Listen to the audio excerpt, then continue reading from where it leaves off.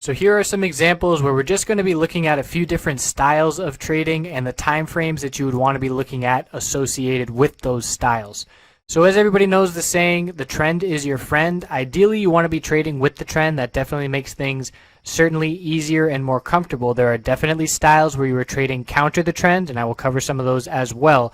But as I tell members, when you are trading counter the trend, you can anticipate the move to be short-lived. So say we're pulling back, the bounces are very short-lived, and you would want to be in and out fairly quickly, and that's with regard to the time frame. So let's say I want to swing a trade, and that means holding overnight or potentially multiple nights or maybe even multiple weeks.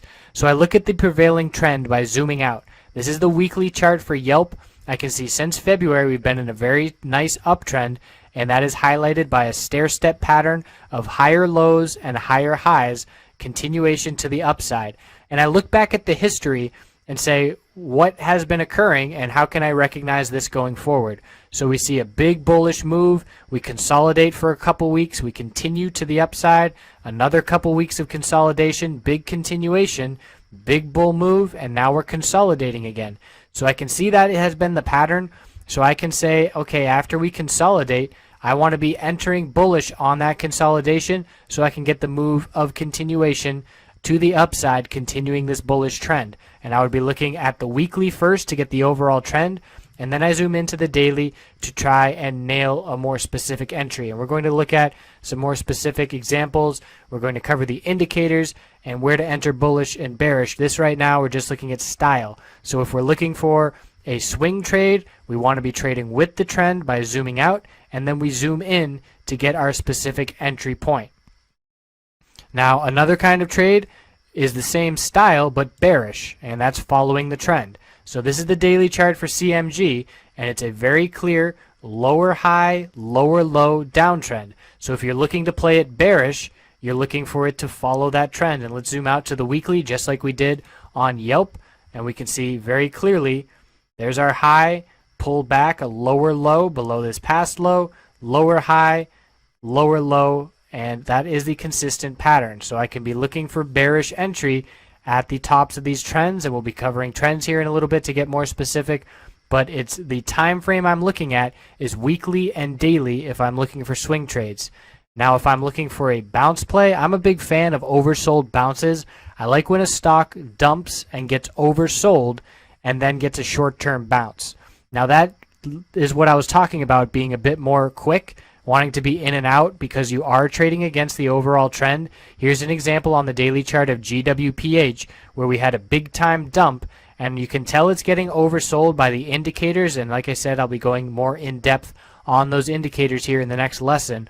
But when the RSI gets below 30, you're oversold. So after a big dump and oversold conditions, we see a bullish reversal candlestick. I'm not going to be covering specific candlesticks in this lesson, otherwise it would be a multiple hour lesson.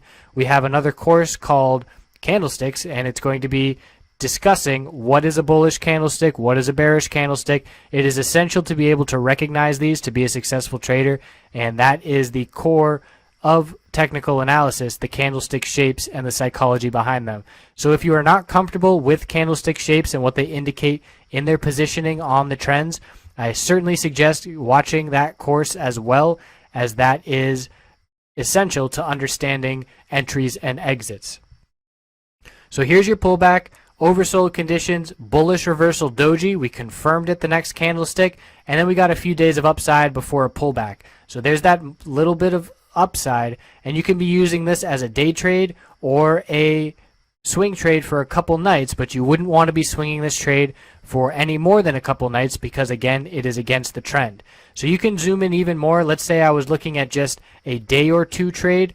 That's when you zoom in to the hourly now, knock it down a little bit, get a clearer picture, and try and time that entry and exit for the ideal scenario. And again, we're going to highlight specifics of where to enter and exit in a lesson here in a bit. So another style to be looking at is Netflix here, and that's zooming in on the 5 minute, 1 minute, shorter term time frames. If you're using 5 minute or below, it's likely that you are either day trading or scalping, and a scalp is a kind of day trade. So a day trade you could be in for anywhere between, let's say, 20 minutes and 3 hours. and that would be using the 5-minute chart. You would maybe start at the hourly to get the hourly trend. So let's look at Netflix on the hourly. We can see we're in an uptrend.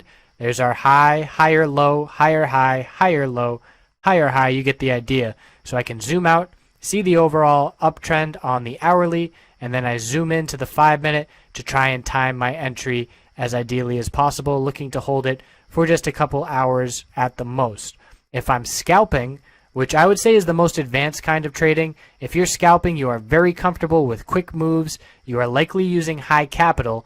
That's when you're using, let's say, a 1-minute chart, and you're looking for just a 1 to 2 minute, or even maybe let's say 1 to 10-minute move, and you're just filling out orders really quickly. And again, that takes a lot of comfortability and experience and capital to make trades that move small amounts in a short period of time worthwhile. So we're going to skip that one. We're not going to cover scalping as much in this lesson because it's more of an advanced trading style. So we've got trading with the trend for swing trading, long-term bullish, bearish, and we've got that day trading using the shorter term intraday time frames, anything that's less than 1 day long on the charts. So now we're going to look at the indicators that help give some guidelines as to where you are entering and exiting. And again, it's all of these pieces of the puzzle put together. It's the candlestick shapes, the trend, it's the indicators we're going to be looking at here in a bit that allow you to get the most comfort in terms of being comfortable picking your entry and exit points.